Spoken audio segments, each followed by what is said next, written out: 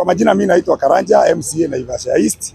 Hivi leo kulikuwa na motion ilikuwa imeletwa na WaJeff ya impeach the county secretary. Now what has happened is that when the motion was being drafted and when the motion went to the clerk told WaJeff to use standing order 67. When you use standing order 67 of the Nakuru County Assembly, it means the people who can be impeached through standing orders from 63 to 67 are state officers.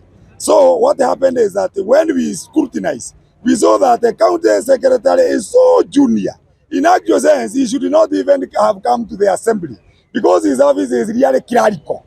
And therefore, by putting the motion through standing order 67, that says that you can only impeach, not impeach, you can only remove the CECM. Therefore, what has happened is that they used the standing order for removal of CEC and not the county secretary. Therefore, when we noted that there was technicality, therefore we decided that that motion cannot go through. And also the County Government Act that create the office of the county secretary does not have the procedure for removal of a county secretary through assembly. And C of it says that the county secretary is just a secretary and therefore can be dismissed by a governor. Therefore, what has happened in Nakuru is that we have ballooned our county secretary by him siphoning the powers and the jurisdiction of CECs. He is just a secretary, a mere secretary. And therefore, that's why the standing order does even not provide for impeachment of a county secretary through the assembly. If you check that one, standing order 67 is for CEC, and therefore there is no structure for that. And therefore, according to the Act, the county secretary can only be dismissed by the governor. However, we have seen you. What has happened is that when the motion was being introduced in the House, is that it used the wrong standing order 67. And therefore, when you cross-check that one with the County Government Act, it contradicts. Therefore, it clearly states that the county secretary can already be dismissed. What the Assembly should do is that introduce a motion through standing order 69 to deliberate on the removal of any person without mentioning the name. It is not clear. In 67, 69, you can remove anybody who is an office holder. But now it came in the wrong standing orders. But yes. What changed? We saw you voting no. You see now what has happened. We were voting no for a committee. What was intended by the speaker, as you have heard us arguing, you cannot argue without a substantive standing order. And therefore the issue turned to a circus without a clear standing order. And in actual sense, even if you remove the county secretary through the circus that was there, definitely the sacking authority is only the governor and not the assembly. Therefore, the assembly has no jurisdiction, as you have heard the deputy speaker saying. The House has no jurisdiction. Does it mean that the county secretary is now safe? Mm-hmm. Now, currently, what has happened is that the county secretary is a mere secretary and can only be dismissed. We can only amend and tell the governor to change the county secretary. But you cannot do it through the assembly. Last week, you called a press conference saying you're going to impeach him. Yes. Are you not aware of the standing orders and what has changed? You see, what has happened is that Honorable WaJeff, who was the mover of the motion, introduced that motion through the wrong standing order. And that is now a technicality. So the motion has been beaten through a technicality, and I think that technicality was schemed by the authorities to make sure that it does not go through. Yes. And we tended to believe that it was the one, but it was not the one. In actual sense, you do not require signatures to send away a county secretary. It does not meet. It is like using a hammer to kill a house front. Where do you have the signatures? No, it is. I'm not the mover. Yes, but you are part of the person. When you check the whole list, it had 53 signatures. So members were angry with the county secretary. That is why they appended the signatures. When we noted that we do not require signatures to chase away a county secretary. We just need to tell the governor, kick away your man. Still stand that the county secretary should be. We still stand with the idea of this county secretary level. Or on Binot. Kondoka. So what should happen is that the county secretary is doing a siphoning the work that should not be. He should be as be a mere county secretary. County secretary means that from the 10 department, his work is great. Can be on a CC, kwenda kupeleka ibarua, chuka ibarua, hiyo. In actual sense, even now amesue county secretary, nasikia ati amesue sijui alienda wapi, sijui alienda wapi. Yeye hana hiyo jurisdiction. He has no powers. Last week mheshimiwa uliongea kusema kuwa amekuwa mzigo kwenu. Amekuwa mzigo. Lakini leo unasema kuwa hajakuwa mzigo. Anatumia duka kwa wale. Imebadilika ikawa ni wale si wewe. What has happened is that the county secretary was siphoning the powers of the, and now what has happened is that now the assembly has come to clear about the standing orders and the act that the county secretary is mere a county secretary. Okay. In actual sense, a county secretary cannot be impeached. Impeachment can only happen to governor and deputy governor. County secretary, as I have said, we have noted from the change this not studying order, but county government act. It's just a mere secretary. So you told the president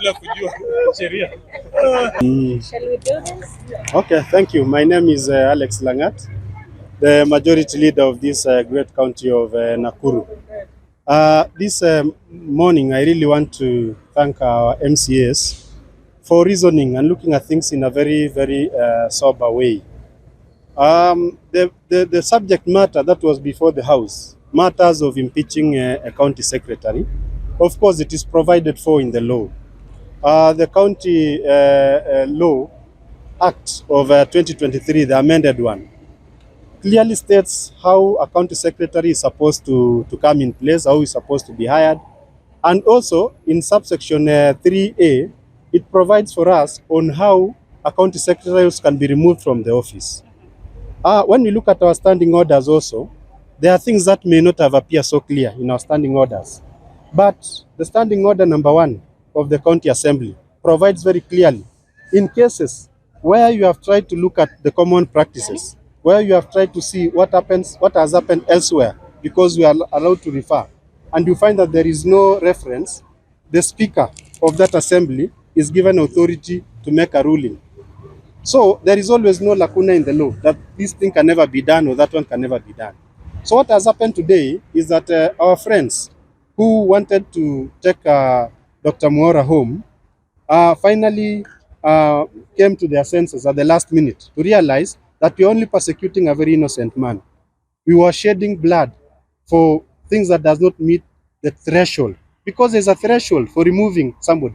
You know, when you talk about impeachment, we are talking about someone's career. You are destroying, and I think in Kenya, we have an history of those people who have been impeached. It was not fair. It was also something else that I think just creating some commotion and a lot of hot air.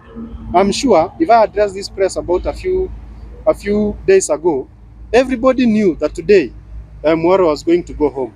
But you yourself, as even press people and people who have seen, and even the public, you have seen that this was merely hot air.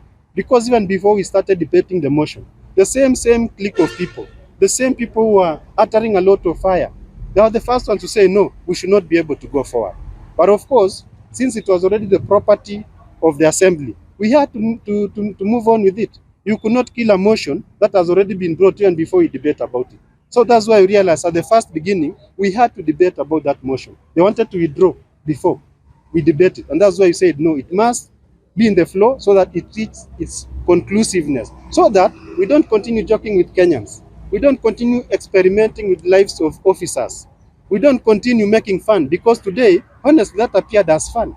How do you bring a motion of impeachment? And then again at the floor, you try to retrieve and say, no, we should not debate it. The same people. So that was very unfair, and it is a learning process, even to us and a few of us, members of the county assembly, that that we cannot play poker with the lives of people. We cannot play poker because, of course, we had the other time, not so long ago, that now from impeaching Mwaura, we now impeach the CEC Mara, so you impeach Lensko and the rest.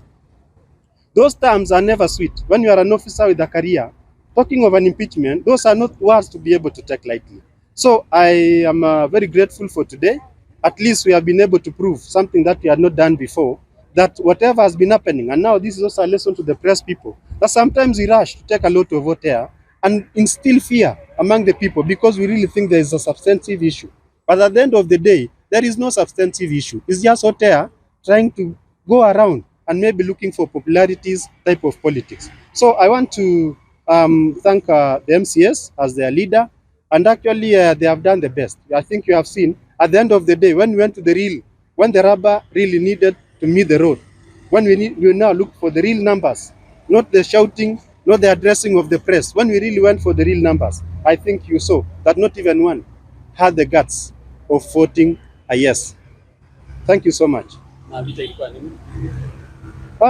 The war, of course, is normal. This was ilikuwa ni mambo ya kawaida because everybody was defending the stand yake.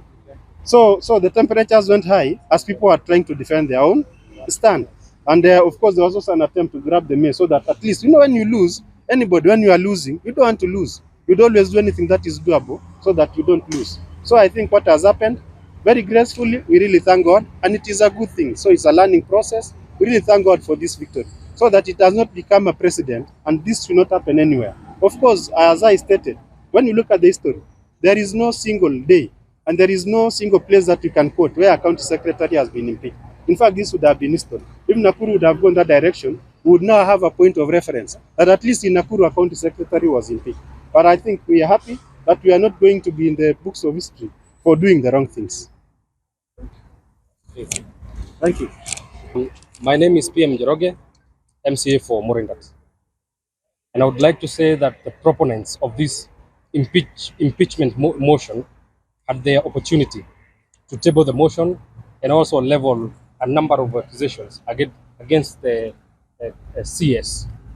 And after deliberations and after carefully going through the impeachment motion that they tabled, it did not meet the threshold, and therefore the motion was defeated. As a government, we only have 2 years to work for the people, and we do not have the luxury to vet a new CS. We would want the existing one to keep working and delivering services to the people. Therefore, we would like to say that the impeachment has been defeated. Thank you.